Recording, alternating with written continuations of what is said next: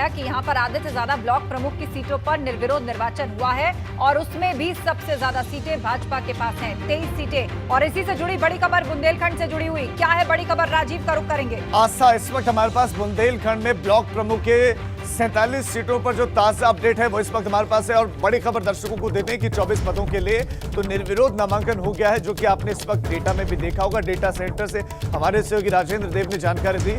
लेकिन आपको बता दें कि जो 24 पद हैं उसमें तो 23 तो बीजेपी ले गई है, 23 सीटें बीजेपी निर्विरोध जीत गई, जबकि एक निर्दलीय के पास गई समाजवादी पार्टी और दूसरी कोई पॉलिटिकल पार्टी उसका अभी तक वजूद तक दिखाई नहीं दिया है। बुंदेलखंड में सबसे कम सीटें हैं और सबसे कम सीटों में सबसे ज्यादा सीटें हासिल करने वाली बीजेपी है।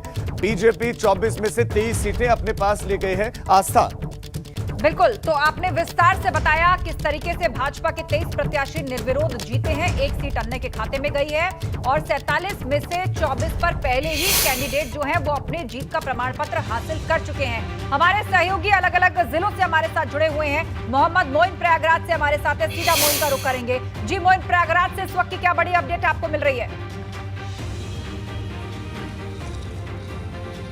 जी, आपको बता दें कि जैसे जैसे वक्त बढ़ता जा रहा है वैसे वैसे मतदान केंद्रों के बाहर चहल पहल बढ़ती जा रही है। इक्का दुक्का करके जो वोटर्स हैं वो वोट डालने के लिए पहुंच रहे हैं। इस वक्त हम मौजूद हैं प्रयागराज के चाका ब्लॉक स्थित पोलिंग सेंटर पर। आप देख सकते हैं कि जो उम्मीदवार हैं, जो वोटर हैं, वो यहाँ पर वोट डालने के लिए पहुंचने लगे हैं। 4 से 6 की संख्या में लाइन लगी हुई है।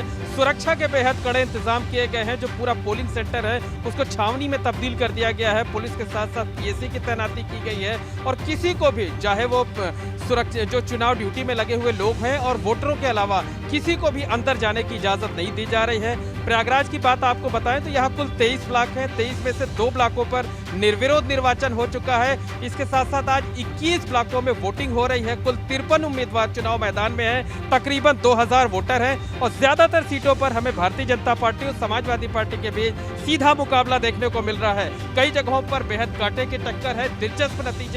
दिलचस्प चुनाव यहाँ पर है और 3 बजे के बाद जब वोटों की गिनती शुरू होगी तो तकरीबन आधे घंटे में ही नतीजे आ जाएंगे। तो हमें दोपहर तक का इंतजार करना होगा। उसके बाद जो है तस्वीर पूरी तरह साफ हो जाएगी कि प्रयागराज, जो कि सियासत का एक बड़ा गढ़ कहा जाता है, वहाँ किस पार्टी का दबदबा रहता है, कौन सी पार्टी ज्यादा सीटें जीतने में कामयाब होती है। बिल्कुल, किसका होता है विजय तिलक और यहाँ पर जो दबदबा बीजेपी का फिलहाल सामने आया, क्या वो बरकरार रहता है या बाजी पलट भी सकती है? और बड़ी खबर इस वक्त हमें मिल रही है, एक और ब्रेकिंग न्यूज आगरा से बड़ी खबर आ रही है। क्या है वो बड़ी खबर?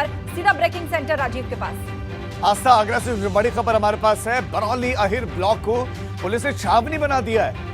बरौनी अहिर ब्लॉक को पुलिस ने छावनी में तब्दील कर दिया है। आगरा बरौली अहिर ब्लॉक पर सुरक्षा के कड़े इंतजाम है। आगरा में 14 ब्लॉकों पर पहले से ही निर्विरोध जीत हो चुकी है और अब वहां छावनी में तब्दील कर दिया गया उन ब्लॉक्स को जहां पर आज वोट डाले जा रहे हैं। 11 बजे से वोटिंग शुरू हो गई है। आगरा ब्लॉक प्रमुख चुनाव में 130 बीडीसी सदस्य मतदान करेंगे।